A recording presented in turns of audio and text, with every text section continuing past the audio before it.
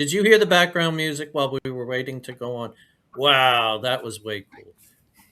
It's pretty intense. Well, hey, good afternoon, everybody. I'd like to introduce you to our podcast series here, the Abandoned Mine Reclamation Chronicles. And the Abandoned Mine Reclamation Chronicles is a kind of a one of a kind podcast that we have conversations with passionate, community minded partners and volunteers, and we highlight outstanding reclamation and community projects and cleanups. We like to showcase some stream improvement and reclamation successes, and then we share, emergent ideas and technologies to reclaim and remediate our legacy abandoned mine lands throughout, well, Pennsylvania here, but all across Appalachia is where we're talking about this work being done, and even in the western part of the country here that has similar problems. I'm your host, Bobby Hughes. I'm the executive director for the Eastern Pennsylvania Coalition for Abandoned Mine Reclamation, and I'm joined by my co-host today, Andy McAllister from the Western Pennsylvania Coalition for Abandoned Mine Reclamation, EPCAMR and WIPCAMR for short. And today, our guest here is going to be Eric Dixon, who's a senior researcher with the Ohio River Valley Institute, and we'll get to talk to him shortly here. But Andy, if you want to give some kudos to some of our supporters, please do. Thanks, Bobby. We want to thank the Foundation for Pennsylvania Watersheds for underwriting the first 12 episodes of the Abandoned Mine Reclamation Chronicles podcast. The first 13 episodes now have been archived on our YouTube channels, and we're hoping that live streaming personal interviews and discussing timely topics related to abandoned mine reclamation, or AMR as we call it, will engage our audiences on a new level. So feel free to put your questions and comments into the comment box of wherever you're joining us from. Most people will be on YouTube, some on Facebook, wherever. Bobby? All right, great. Well, I'd like to introduce our guest here this afternoon. Eric, as I had mentioned, is a senior researcher at the Ohio River Valley Institute, where he works on economic and environmental policy throughout Appalachia and beyond. And he studied the program that we're very familiar with, the Abandoned Mine Land Program, for more than a decade. His most recent, we call it AML, AML-related publications, is a recent 2026 publication and report that investigated the first 3 years of the AML cleanup program in Kentucky since the passage of the bipartisan infrastructure law.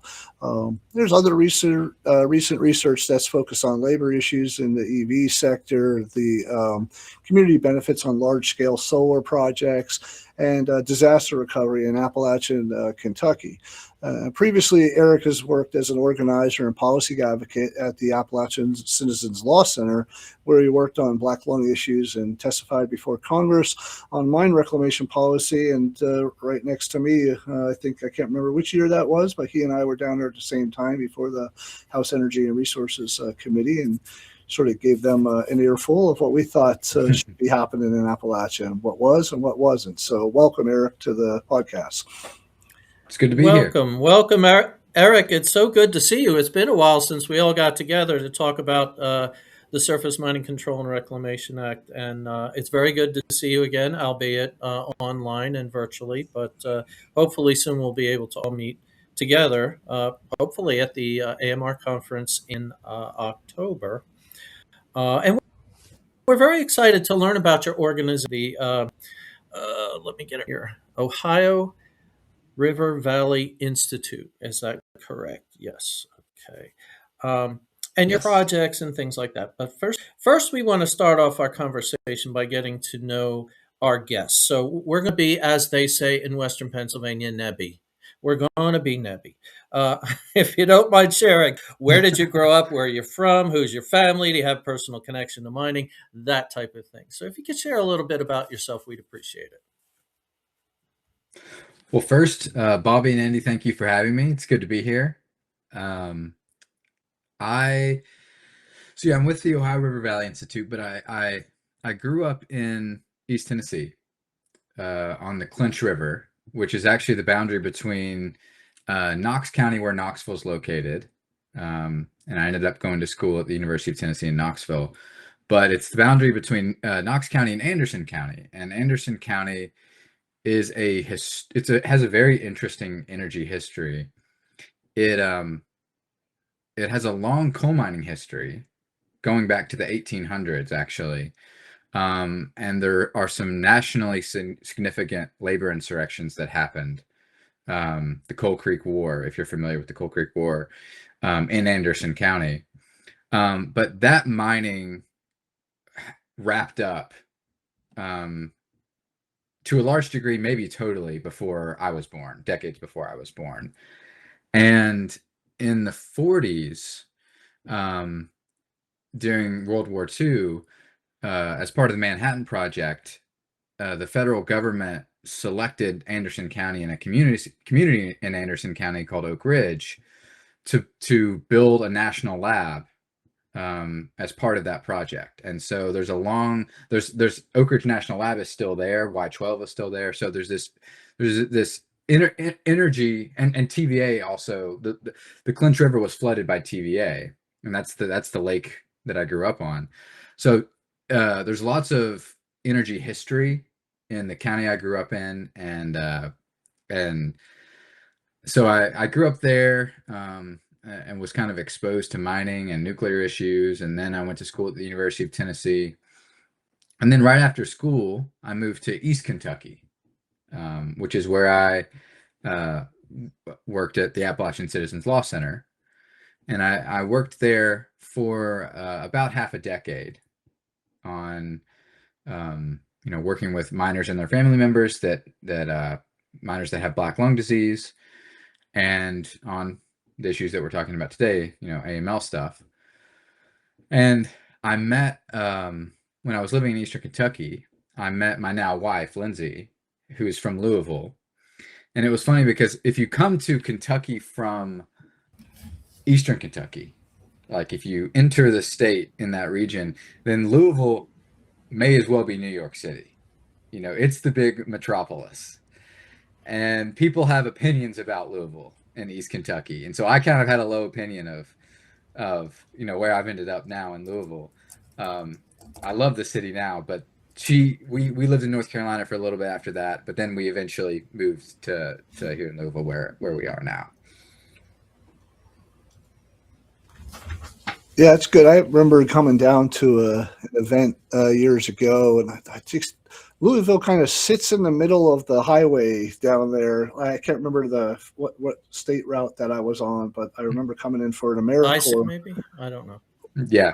Well, it was 65, yeah, and coming in, there was nothing else around it but the city within the highway system. I felt like, as soon as I entered into Louisville, I was like, wow, this is a little bit of a different world than I'm kind of used to back home. But I was going down for an AmeriCorps training, so I thought it was pretty interesting. But it's interesting you mentioned. You mentioned East Tennessee. You mentioned East Tennessee. I used to work for the state of Tennessee about 30 years ago, and I did a lot of work in East Tennessee. I also worked on Oak Ridge oversight, doing samples for oversight for Oak Ridge. So that's an interesting place. That whole area is very interesting. Yeah, Bobby. Yeah, it is. Well, like just in terms of your educational background and your interest in the research side of historic coal mining practices throughout Appalachia, where was your first exposure, and like what did you first start out doing? Was it with ALC, or was it with another organization that got you interested? Or if you go back a little bit further, what is your kind of connection to your interest that you've been involved with for a number of years?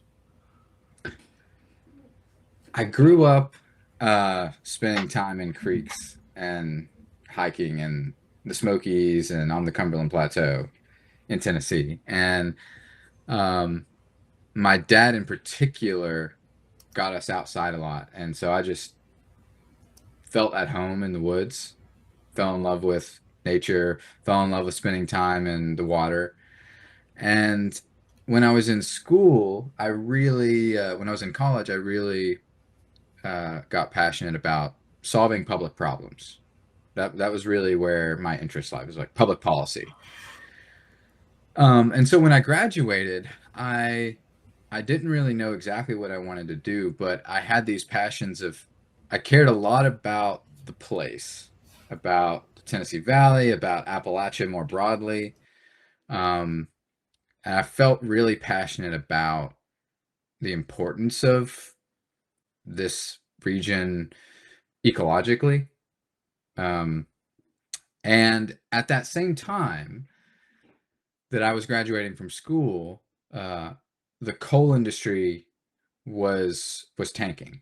So I graduated from college in 2013, and in 2012 was really when the latest of the big busts happened, right?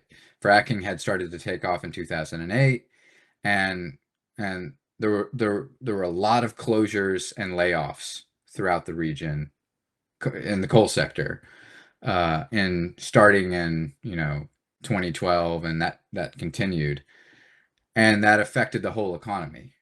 And so this this economic crisis was kind of unfolding, and there was this big question about economically, what do we do next as a region, particularly in rural central Appalachia. And I had this previous passion that I talked about related to, the land and the water, and so it was kind of the combination of those two things. It was the confluence of those two things coming together, and I came to mine reclamation as kind of this is an opportunity for us to help transition our economy, diversify our economy, and clean up the land and the water in the region that I care so much about. So I come to the issue not just from an environmental perspective, but also what are the jobs that this work supports? How do we make sure that they're good jobs? How do we make sure that we support those jobs and that those jobs are going to Appalachians? And how can that more broadly support or be part of the transition in the region?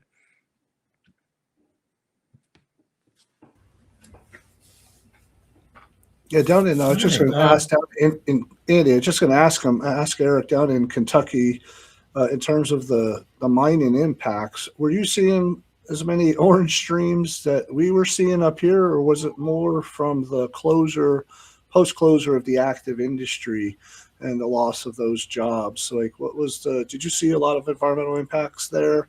Eric, did you see that?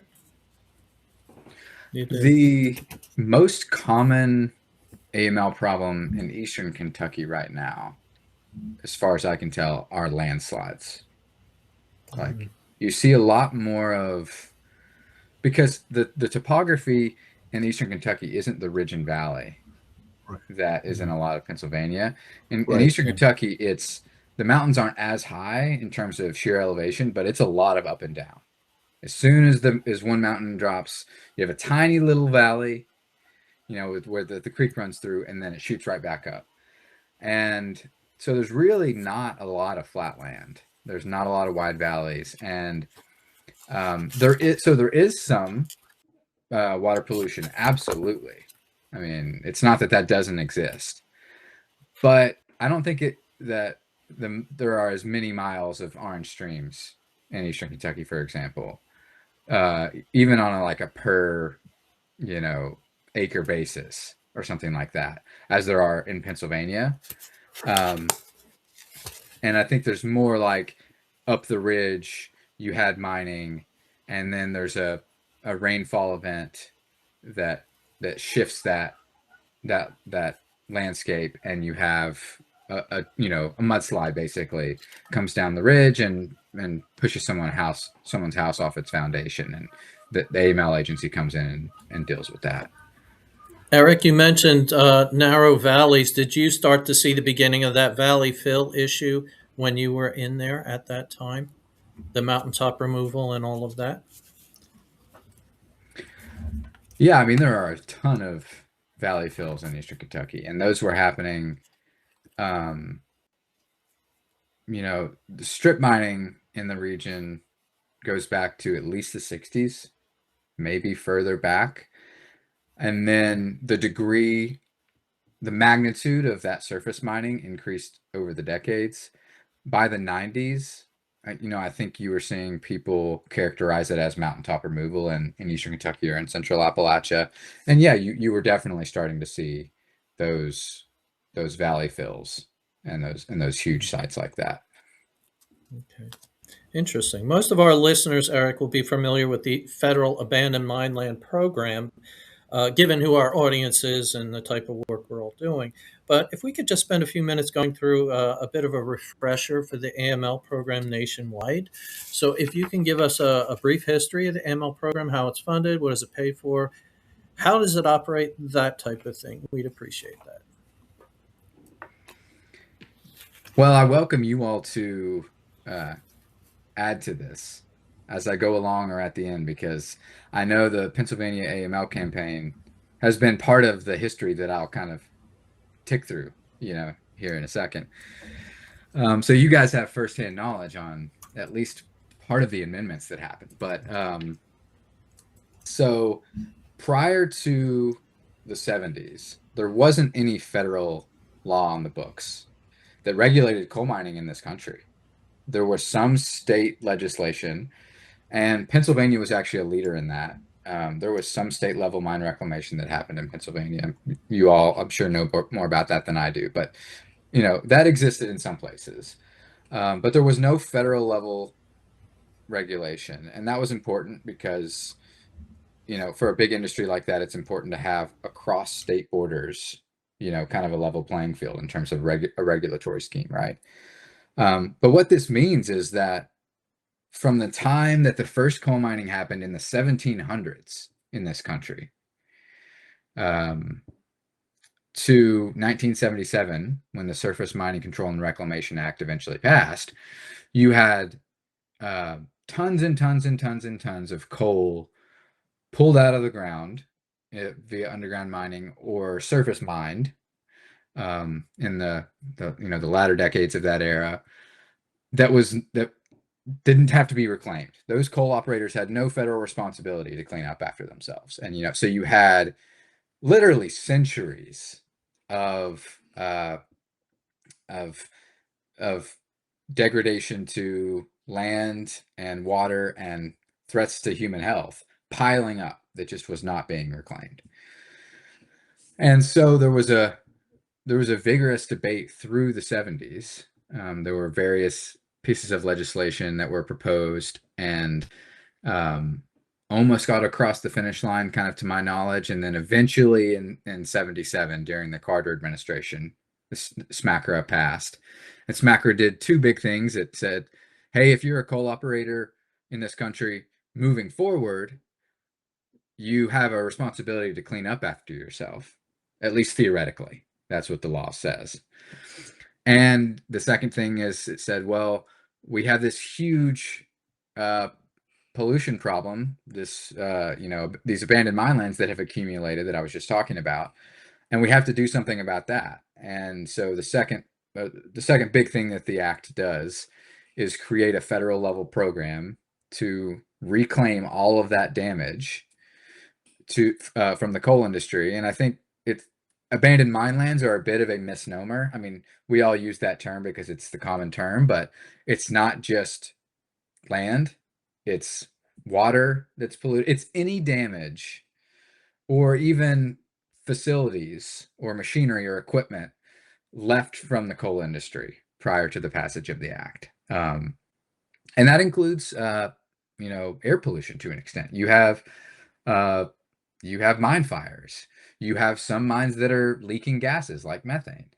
So it's actually land impacts, air impacts, and water impacts. And so the program was created with the act and funded by a per ton fee on the coal industry. The fees is a little bit different if you're doing surface mining or you're doing underground mining. But that was the genesis of the AML program. And actually, I think it's worth, I wanted to just read a kind of preamble to the AML part of SMACRA to kind of keep people into the spirit of it. So let me just pull that up. So this is from the bill. It is the purpose of this chapter to promote the reclamation of mined areas left without adequate reclamation prior to August 3rd, 1977, and which continue in their unreclaimed condition to substantially degrade the quality of the environment, prevent or damage the beneficial use of land or water resources, or endanger the health or safety of the public. So to me, the AML program is a really important program that very few people know about, and is a very, I don't want to say it's not really a radical program, but it's not easy politically to not only create a program that reclaims past pollution, but that does so in a way that's funded, at least in part, by taxes or fees on the industry. And this program does that, and has reclaimed a lot of land and water over the past, over 4 decades now, almost 50 years. And so I think it's a program that very few people know about, but in the environmental world, it's actually really interesting. And it has been, so that happened in the late 70s, in 77. It has been reauthorized multiple times now, 3 or more times now. And we can talk about some of those reauthorizations if you all are interested, but I just wanted to flag, if people are interested in that, like, there have been changes to the program over time. The fee levels have been decreased over time. The funding structure has changed over time. 2 key things there broadly are that the fees have decreased and they've never been updated for inflation, which is just important to know in terms of the funding source. More Treasury dollars have, kind of related to that, have been put into AML reclamation. And in terms of the funding structure, broadly, at the beginning of the program, the states that were doing the most mining were getting the most AML funding. And over time, that structure has changed to give more of the money to states, not that are necessarily mining the most currently, but that have the most historic coal mining. And the reason that the formula is based on that is because if you have more historic coal mining, you probably have more historic AML damage, right? So the goal with that formula change is to try to get the funding more to states that have more AML problems, as opposed to states that might have more current coal mining, but maybe don't have the most historic damage. So broadly, those are 2 kind of trends that have happened over the years.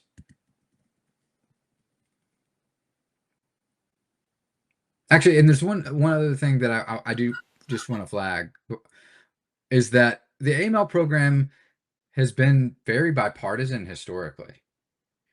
The AML program has been reauthorized under both Democratic and Republican presidents. It's been reauthorized under both of the Bushes, the Biden administration, and the Clinton administration. And so I think it's just important to note that historically it kind of has a bipartisan history, because people can kind of agree that this is an issue in their community and they want to get it cleaned up, Oh, and by the way, Yeah, the Office of Surface Mining was formed also when SMACRA was formed. I don't know if you mentioned that. I had to say for a minute. In 1977, the OSM-RE was formed at that time. So that's the birth of that agency. Anyway, Robert, go ahead. Yeah, I was going to say, one of our, really great colleagues who passed away a few years back, Louise Dunlap, who was there during that Carter administration, I think, and had a very big hand in probably steering that legislation to get it to look as it does, at that time, with minus some of the recent amendments. But she was very influential, I think, in doing a lot of that early work. And man, she was there for us. You've seen her, Eric, Andy, and I both have followed her around the halls of Congress and getting us to the people we need to get to, and everybody knew her down there. And I was always in awe of just her, her tactfulness, and Anne and I talked about how to people like us who are very passionate about wanting to put things on paper and get it out there and to talk about it, just to get the sound bite right. And she taught us and taught me how to do that. And I'll forever be grateful for that. And I know that the spirit of all the work that we still do today lies, within the work that she started. And so I think that's just important to note that we take that to heart, and these communities that we're working for and working in to get this work done. So it's pretty important. But going back to like the bipartisan infrastructure law, or AKA the Infrastructure and Investment and Jobs Act, it's been pushing a significant amount of money and funded into different sectors. And, it's relevant to those of us doing reclamation work on abandoned mines. And the bill is sort of bolstering and infusing a lot of money into programs nationwide, not just Appalachia, but throughout the country. And I wonder if you could talk just a little bit about that and why that's an area of research that you're looking for and looking into as a particular interest of the Ohio River Valley Institute. And what have you found so far? And I know me and you have talked about, you probably talked to Andy too, about, coming into Pennsylvania and taking a closer look at this and just its implementation and how the money gets out and on the ground. So what could you talk a little bit more about that in your most recent work that you've been working on? Yeah, thanks, Bobby. To give your listeners a little bit of context on the AML part of the bipartisan infrastructure law, I mentioned that the AML program had been reauthorized a number of times. The last time before the infrastructure law was in 2006, and it was reauthorized for 15 years through 2021. So the program was expiring in September 2021, concurrently to this debate that was happening in Congress around a big infrastructure bill. So on the one hand, I think many of us who are interested in AML issues were frustrated that reauthorization came down to the last moment. We would have liked to seen reauthorization happen before 2021.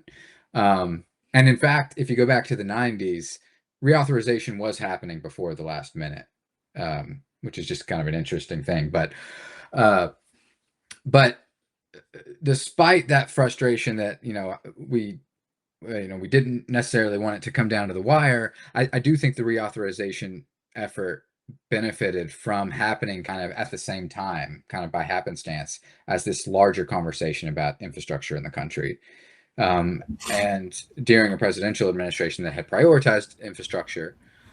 And I've actually done some writing about the history of the other kind of fact, the congressional history and the kind of the organizing and advocacy history and kind of the 10 years prior to the infrastructure law related to AML. And it includes, your all's organizations are definitely part of that. So if your listeners are interested in that, Orvie has some writings about it, but I won't dive too much into that history here. I'll just, in terms of the actual policy that happened and our interest in it, the infrastructure law includes 10.8 or 10.9 billion dollars worth of investment in mine reclamation over the 15 years after the passage of that bill. And to just give you a sense of scale, between $8 and $9 billion of reclamation happened in the AML program in the 40 years prior to that. So between the passage of SMACRA and the passage of the infrastructure law, was about $8 or $9 billion of reclamation. And the infrastructure law in just 15 years will do, $10.9 billion to maybe even up to $12 billion worth of reclamation if you add in the AML fees that will be collected and then distributed to the states over that time period too. So it truly was a historic investment in mine reclamation that was achieved in the infrastructure law.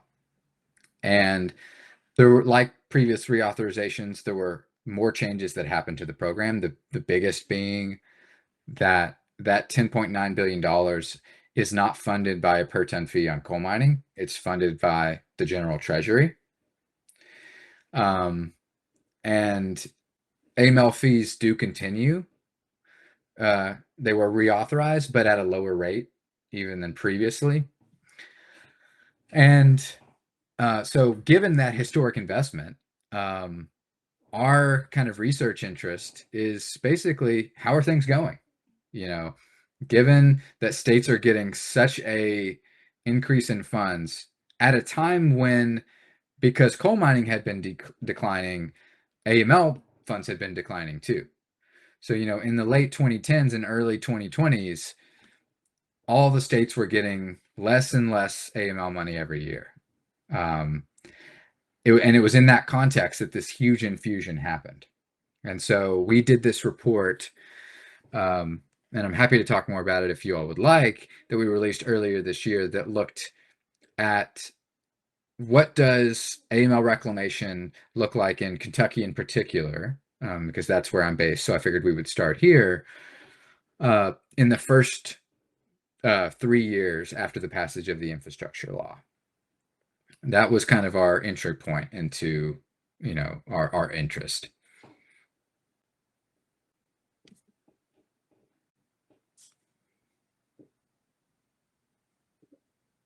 Okay.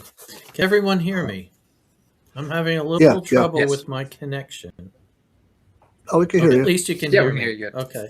Eric, in 2026, you guys published a report about the first 3 years of AML cleanup in Kentucky since the passage of the bipartisan infrastructure law. Can you summarize it? So we published this report in April. It's on our website if people are interested in learning more about it. Our methodology here was, I kind of already spoke to our interest in it, but our methodology, this was, if you're a data nerd or a policy nerd interested in AML stuff, this was a really fun report because we created a new database of the AML construction contracts in Kentucky in the 3 years prior to the passage of the infrastructure law and the 3 years after the passage of the infrastructure law, because we wanted to see what the AML construction market looked like beforehand and afterwards, so we could compare, right? And for those who aren't as familiar with the program in Kentucky, the way that the vast majority of AML reclamation in the state happens is the state AML agency, using the priority matrix that's in that's in SMACRA, the priority ranking system, prioritizes certain AML sites, and then in-house designs those projects. They have engineers that actually design the reclamation plans, and then they bid out via a public procurement process the actual construction of those projects.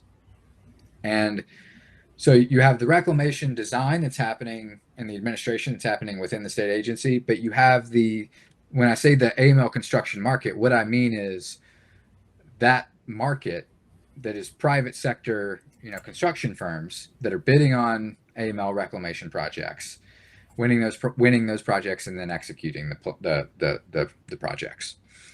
And so we wanted to see, for example, are the same firms that were doing the work before the infrastructure law still winning the work? Or do we have are there new entrants into the market? Are they in-state firms? Are they large firms? Are they out-of-state firms?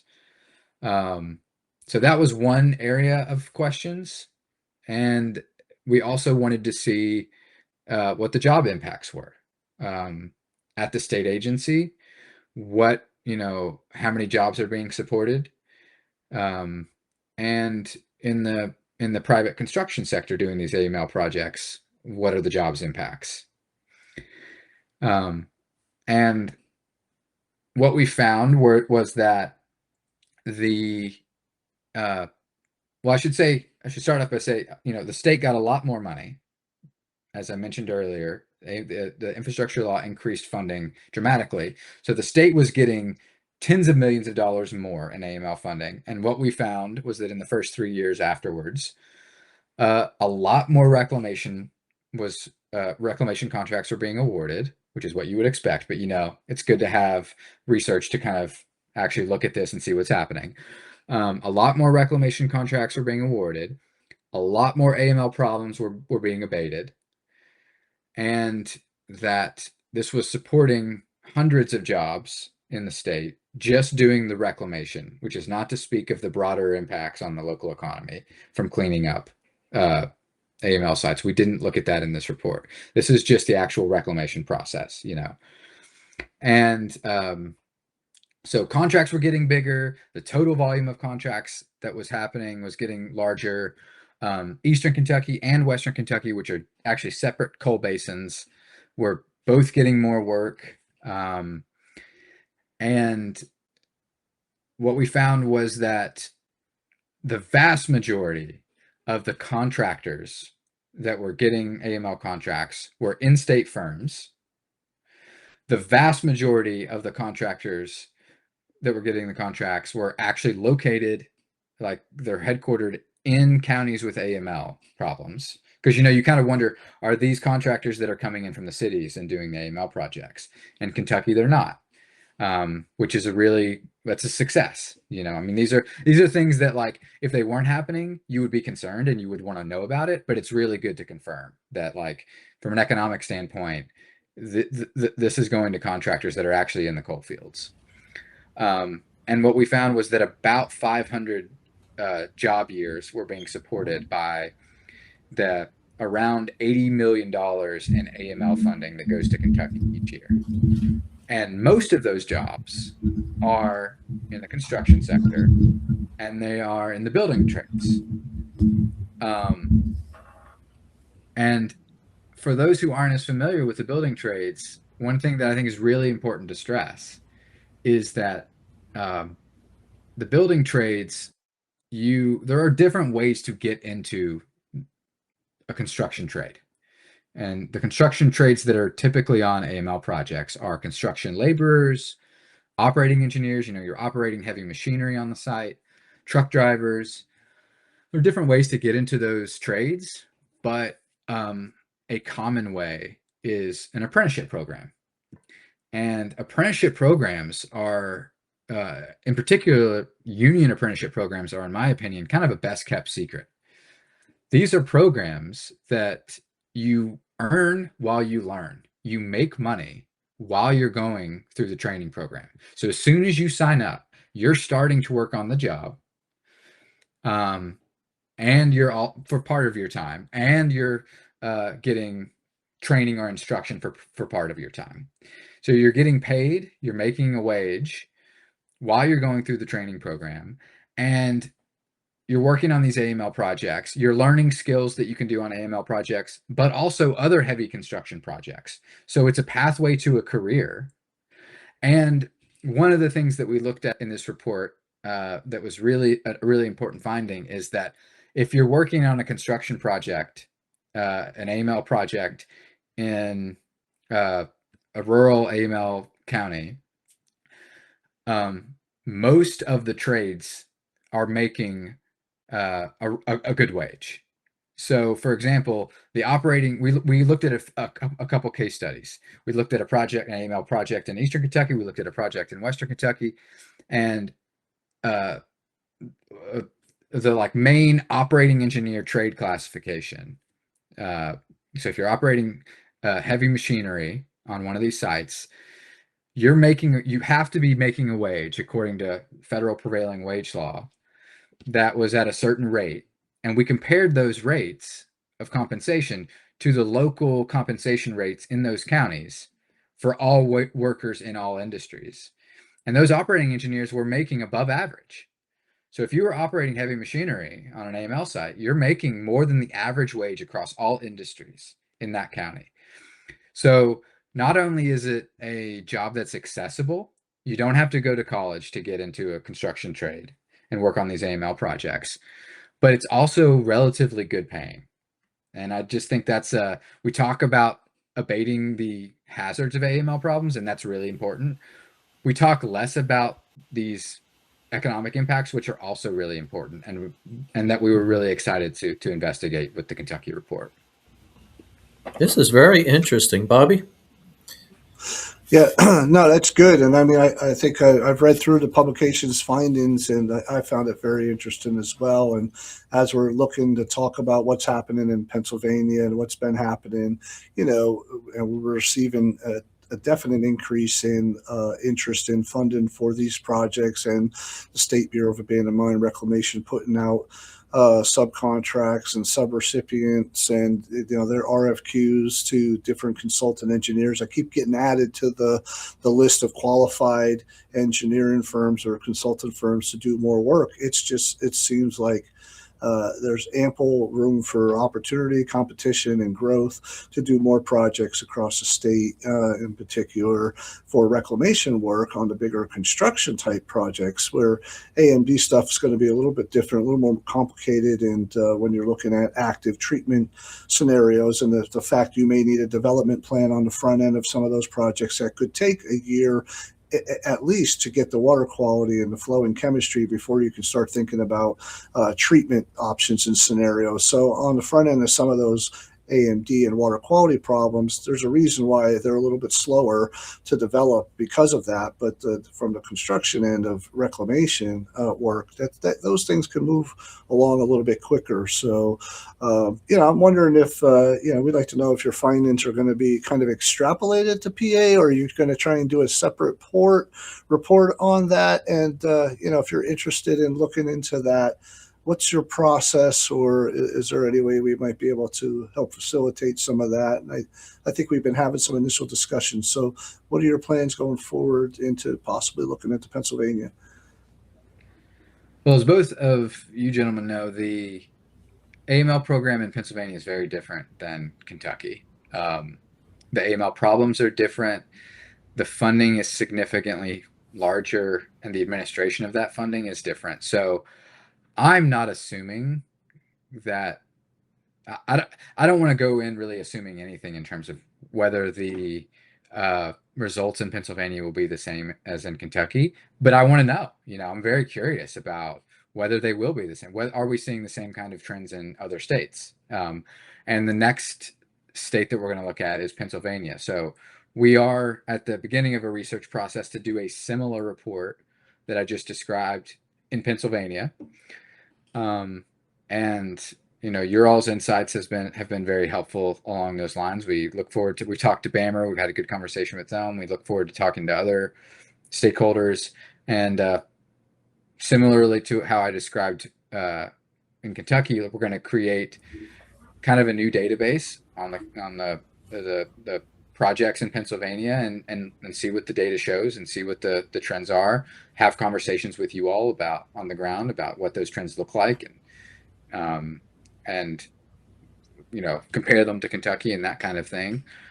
So yeah, I'm very interested. I don't have those results yet because it's just the beginning of the process, but because Pennsylvania is Kentucky gets around $80 million in AML funding each year, and Pennsylvania gets over $200 million. So it is nationally relevant what's happening in Pennsylvania, and for that reason, I'm really interested to see what's happening for the sake of Pennsylvania and for the sake of the AML program nationally.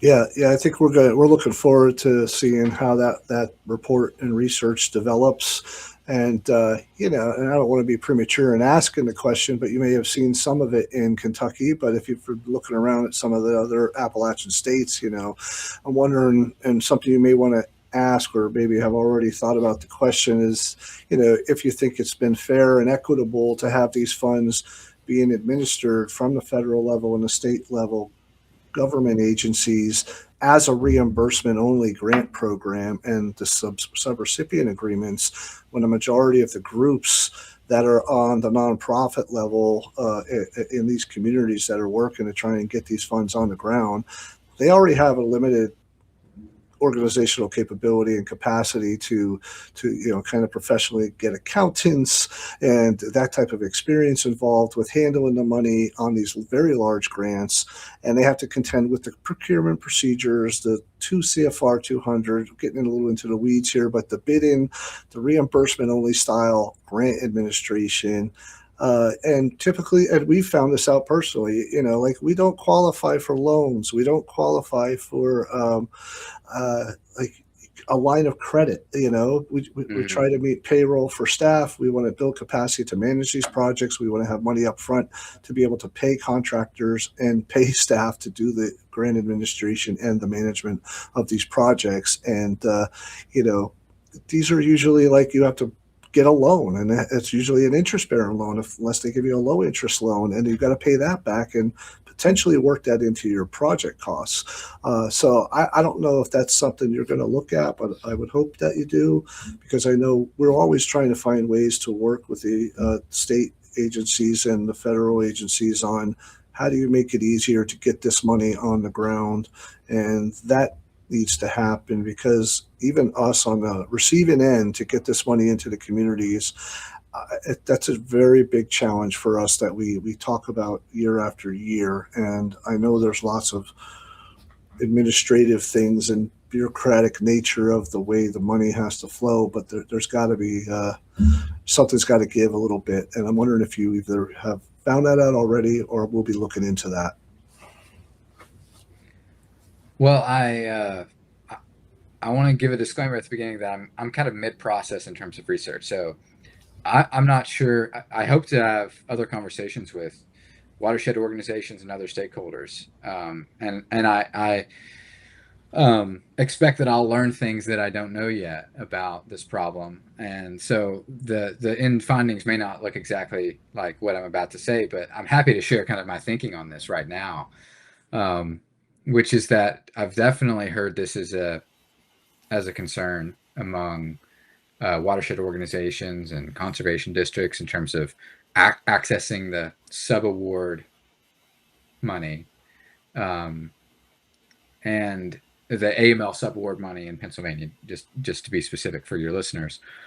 So a few thoughts on this. I think big picture, this stems from a question about if a state agency has a lot of money, a lot more money than it was getting previously, and it has goals that it wants to achieve, reclaiming abandoned mine lands, what are the best ways?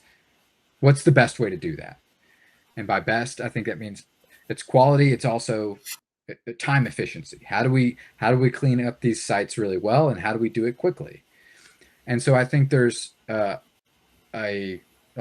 this conversation to me is nested within a larger question about does that happen by a state agency ramping up its hiring and doing all of the reclamation in-house?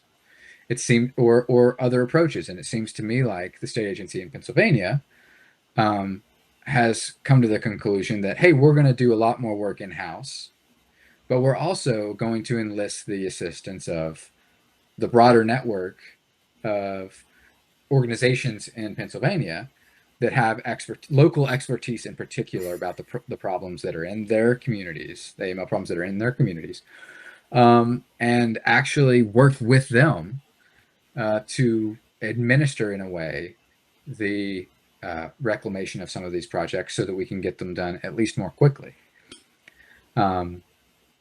And what I have heard is that, which I think there's a definite logic to that I get. Absolutely. In particular because of what I would consider the information aspect of it, where the AML agency might not have, they have good databases. They have their state database, there's a federal database, both of which have problems, but nonetheless, they have some information on the AML sites in the Commonwealth, but that data is incomplete, and local people know more about the problems related to an AML problem if it's in their on their property, or in their neck of the woods. And so I think there's from that perspective, a value added to watershed organizations being involved. So there's probably more you could say about that, but I continue to hear this concern about, in particular, uh, like um, like meeting the uniform guidance requirements for when you get a subaward, and so I think that's, to me, it's pretty obvious that it's an issue. Um, I'm not exactly sure what the solution is yet, and I'm learning more about the details of that issue. And I'm always, if you all have more you'd like to share, I'm all ears. I had a really good conversation with Deb Nardone at the Foundation for Pennsylvania Watersheds. My understanding is that, and I could have some of this wrong, so forgive me, Deb, or if you all know more, chime in. But my understanding is that they have this working capital. They have diagnosed kind of a similar diagnosis that I just gave, that it is an issue for these nonprofit organizations or small organizations to meet these requirements. And so how do we solve that issue? And one solution that they have put forward is to provide legal support for how to meet uniform guidance requirements to organizations, and to provide a working capital fund of $1 million that can provide $50,000 loans to organizations that they can then use as kind of a cash flow situation for their subawards, which is fantastic. And I think that's at least partially solves part of the problem. But my understanding is that it's only a partial solution, in the sense that the working capital, or this working capital fund, is at capacity, which is to say the demand for that money is exceeding the supply that the foundation can provide, and that those $50,000 grants, or loans, I should say, are really only practicable for there are different type of subaward grants. You can get a subaward grant for development and monitoring. You can get a subaward grant for construction, and construction grants are usually much larger, because the construction is usually a much larger cost, right? Yep. So it seems to me like these loans make sense for if you're getting a subaward grant for like developing a project or doing monitoring, because those subaward grants are usually smaller. So the $50,000 can like work from a cash flow perspective. But if you're getting a huge subaward for a construction project, that $50,000 is insufficient. And Deb understands that. The foundation understands that. And so I think it's that's kind of my understanding mid research process, as I am here right now, about what the problem is and the partial solutions. And it's something I talked to BAMR initially, but I haven't had a conversation with them since I've had conversations with other stakeholders such as yourself. So it's something I also plan to talk with BAMR about again at some point. Eric, it's something that it's really putting government on the spot. If the government, both federal and state, want more to occur, you cannot rely wholly on philanthropy. You cannot. They have to put in a little bit as well, the problem. And that's what they need to understand and be part of the solution to these issues, and not just wait for somebody else to come along and try to patch things up. Anyway, what questions remain unanswered for you at this point? Let's switch gears. What's in the future for you as far as research? What things are interesting? The big thing that sticks out to me, I mean, I'm curious about, as I mentioned, what's going on in Pennsylvania since the passage of the infrastructure law. Like that in the immediate term is what's most interesting. So the questions I just talked about. Also, for example, one thing I haven't talked about yet is, what does the union density look like in the AML construction market? What we found in Kentucky was that there weren't any union AML jobs prior to the passage of the infrastructure law. And then the infrastructure law includes the requirement to pay Davis-Bacon prevailing wage rates on AML projects, and that probably has a big impact on leveling the playing field for union contractors. And what we found was that in Kentucky, the first AML union jobs have occurred since the passage of the infrastructure law. So I'm really interested in that question in Pennsylvania too. But beyond that, I think the other big question that I have is what big picture kind of dent is the AML or is the infrastructure law having on the total AML problem in this country? So in 2021, in advance of the infrastructure law passing, we did a report at Orvie that did our best attempt at quantifying the true cost to reclaim all of the AMLs across the country. As both of you know, there's a federal AML database, EAMLS, that is incomplete as a measure of the total cost to reclaim all AMLs in the country for a number of reasons. It's incomplete in the sense that the EAMLS only includes construction cost estimates. It doesn't include administration costs or design costs.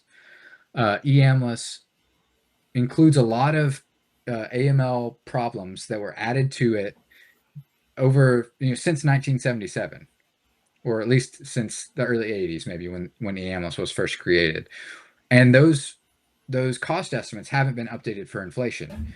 So if someone said, "Hey, it was going to cost $50,000 to reclaim this site," in Letcher County in 1985, and no one has gone back into the inventory and said, "Oh, actually, $1,000 now," or whatever.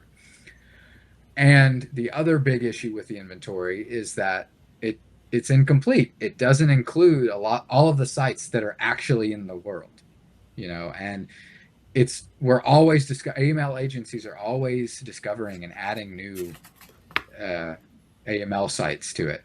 Maybe we'll get to a point decades from now that we're not discovering new ones, but every year we're still finding new ones, and so. And on that line, also, Eric, if I can mention also, you're talking about new things happening out there. As a little aside for our listeners, the National Coal Council recently made this comment in a report: suspend collection of the coal abandoned mine land fee, develop a process to assess if or when collection of subsequent fees will be necessary. After nearly 50 years, the coal industry has made AML payments well in excess of the amount required to clean up the historical sites. And that is hugely incorrect because, as you're saying, more sites come up, more crop falls come up, things like that, and costs go up constantly. It's a moving target. That's what we're trying to deal with. There is no one finite thing. You do the best you can. Next year, it's going to be different. Go ahead. I'm sorry. Absolutely. Yeah. Yeah. Not only are there underground mine portals that that the state doesn't know about yet. Like, part of it's like we find new sites. Part of it's that over time, sites continue to deteriorate and erode, which is to say that just over time, because of weather events, because of erosion, because of extreme rainfall events, the cost to reclaim a site increases. And I'm not just talking about inflation. I'm talking about like the actual site itself becomes more difficult to reclaim over time. So for all those reasons, the federal inventory is incomplete. And in 2021, we did our best at correcting for all of the things that I just described, and for actually coming up with a true cost estimate. And by the way, the AML agency officials, they know that EAMLS is insufficient as a marker for the true cost of AML cleanup. They know that. But to my knowledge, no agency has actually done a kind of estimate that we did in 2021 that tried to look at the actual true cost. I have heard some BAMR folks, the Bureau of Abandoned Mine Reclamation, for your listeners, that's the agency in Pennsylvania. I have heard them talk about how they think that the true cost to clean up in Pennsylvania is much higher than the official EAMOS estimate. So maybe they have some internal estimates that they've done or that they'll share publicly in the future. But to my knowledge, nothing has been shared publicly. And so we did this estimate in 2021, and it was at that point in time. Oh man, I wish I could remember, but like the official EAMOS number was like in the range of, I think, 10 to 12 billion dollars is how much the AML cost was. And if you corrected for all the things that I just described, updated for inflation, projected out how many AMLs might be added in future years based on, we used historical numbers as a baseline for that projection. If you added in an estimate of administration and design cost, what I found was that it would cost 2 or 3 times as much as that, 10 to 12 billion dollars to actually reclaim all of the AMLs in the country. So I say all this about the 2021 report because a big question that I have is like, how has the inventory changed in the years since the 2021 report? And one reason it might have changed a lot is because state agencies got $25 million to update their inventories. There was a earmark in the infrastructure law of, I think it was $25 million for inventory updates. So they actually got some money to put resources into, okay, let's go into the field or, do various things to try to increase the accuracy of the EAMOS estimates. So I think we would expect that there's more data in there. So I want to look at the inventory for that reason, and I want to compare it to what's happening with AML spending since the infrastructure law has passed. How much is the inventory, the true cost of that inventory, gone up, or maybe gone down relative to the increase in reclamation that we're doing? That's kind of, and that that's not currently on the research agenda, but like if we take on another big AML research project, like that's where my interest lies. It sounds very, very interesting, and we'll look forward to seeing that. Bobby, we're getting low on time. You had one more question, if we can do that one. Yeah, I just want to say, how can our listeners maybe get more involved with your work for this project? And if you're looking for additional community watershed leaders or other folks to be interviewed, we have a number of them that participated in a survey that we did with Stream Restoration Inc. and the Pennsylvania Organization for Watersheds and Rivers and the Pennsylvania Environmental Council back in 24 that maybe they could be reached out to, and their partners. They'll be at our conference and in October in Grantville, and maybe they could help provide you with some additional insight if need be. So how would you like them to maybe get a hold of you, and what's the best way to reach out if you're looking for that? I would love to talk to anyone who's interested in talking with me about AML issues in Pennsylvania. So a couple things. First, I would say go to OhioRiverValleyInstitute.org, and on the staff page, find my email. Send me an email if you're interested in talking with me. If you know EPCAMer or WebCammer, feel free to reach out to them to connect us. I hope to be in Grantville at the conference in October. So I would be interested in talking with folks there if you're interested, or like I said, reach out to me. We can have a conversation aside from that conference. I would also invite either of you all, Andy or Bobby, yes, I would love to talk to some stakeholders that you all are connected with. That would be great. You talk to everybody and anybody. Okay. All right. We like to close each episode with a piece of advice to offer nonprofit watershed organizations with respect to organizational capacity and sustainability. Do you have to share with the community? I'll share part of my experience, and maybe it can be useful to some organizations that are listening to this. When I graduated from college, I, I had grown up. I had spent a lot of time in the outdoors, but I actually grew up in, what was kind of at the edge of a suburban or rural area. And then I went to school in a city in Knoxville, and I hadn't lived in a rural area before. And I moved to Eastern Kentucky, which is very much a rural area. It's 2 or 2.5 hours to any city, Knoxville or Lexington or the closest. I lived in Letcher County and Knott County at that time. And I worked at the Appalachian Citizens Law Center then. And there's a couple things that really impacted me personally in my trajectory that I just wanted to share. One is that it was so beneficial to me to live in a rural area. And I want to encourage, if you're listening to this and you never have, maybe you're a young person in college and you're interested in these issues, like go live in a rural area. The big part of it for me, it's a different pace, it's a different place, but the big thing for me is that I just have this fundamental belief that there's something about being connected to nature that's part of being a human being. And I think some people are kind of like, well, I'm not an outdoors person, and to a degree I can kind of understand. Like I think there is something to, like, some people like to spend more time hiking or whatever, but I might push back a little bit. I would push back on a little bit on that, in the sense that, like, spending time in the countryside and in water and in the outdoors, there's just something about it that it's rejuvenating. And for me, it's about connecting to something that's bigger than yourself. You feel like you're part of something bigger when you're in nature. You're part of a bigger web.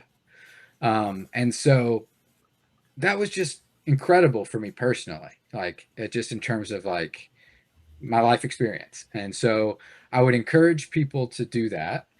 And I would encourage watershed organizations, maybe in Pennsylvania, to, it's definitely important to hire locals and to try to keep young people in Appalachia. But also, I think there's something to the experience that I just shared that was really beneficial. So and so I would say give someone a shot who's from out of state, but who might really benefit from living in your rural county. And then the other thing that I'll just share quickly is that when I was at ACLC in this area, I was a young person. I had no experience with AML, and they trusted me to run my own project and do my own research. And I think that the fact that it's not like I didn't have any mentorship, but, like, I wasn't micromanaged, and there was a sense of, like, we trust you. You're going to mess up. You're going to make some mistakes, but, like, we trust you to fundamentally do some good work. And so I would just encourage organizations to give young people a chance in that way, and, like, trust them, give them some responsibility, because that can really, really, really help people grow. And that helped me. So those are a couple things from my own experience That is very, very interesting. Definitely words of wisdom. Robert? Yeah, that's good advice there, Eric. Appreciate that. We want to kind of thank you again for joining us today, and you're really thankful to have you as a friend and partner and colleague in the abandoned mine reclamation community here across Appalachia, not just in Pennsylvania, but in Ohio as well, in Kentucky, where we have other partners, and up and down Central Appalachia. So, for others that are out there, please tune in for the first Friday of every month here at 12 noon for new episodes of the Abandoned Mine Reclamation Chronicles, and we'll have some interesting guests lined up. We're going to be heading into a season 2 here, if we already have it, and we're going to be pursuing some additional grant funding to hopefully continue to keep the podcast going. And man, there's just so many great people out there doing inspirational things, and that's what the podcast is really about. And I think we want to, continue on with the momentum that we've had over the first year and expand that into this coming year. And I think there's lots of work and lots of people doing good things out there that we still want to tell their stories, and people with the background that everybody has talked about and have a shared experience with in Appalachia, and just coal, or these rural areas, and even in the communities that were at one point coal was the only thing going, but now it's been changed. It's changed up, and there's more diversification. So, with that, we don't have our guests lined up quite yet for the next month here in September, but we'll put that out there soon, and we're going to be reaching out to some folks to see if we can get them on the schedule. But until then, thank you for participating. And there's a reminder that if you want to advertise on our page and in our podcast in terms of sponsorship, there's an opportunity to do that at the Epcamer store. If you just go to epcamer.org, I'll throw a link in here real quick. And for some folks that are out there, if they want to become a sponsor, those funds will go back into supporting the podcast series as we move forward here into season 2. So with that, thank you, Eric, and we look forward to seeing you in the fall at the conference in Grantville. And also, Robert, before we say goodbye to Eric, I just want to do a plug for the AMR conference, treatminewater.com, all one word, treatminewater.com. If any of this intrigues you, if you're a college student, if you're a watershed group, look into that. Look into this conference. It's over near Grantville, near Harrisburg. It's going to be the best thing you've ever done. Until then, Eric, thank you so much for your help. You've been a wonderful guest, and we look forward to seeing you in person real soon. Thank you both. Thanks, Eric. Goodbye.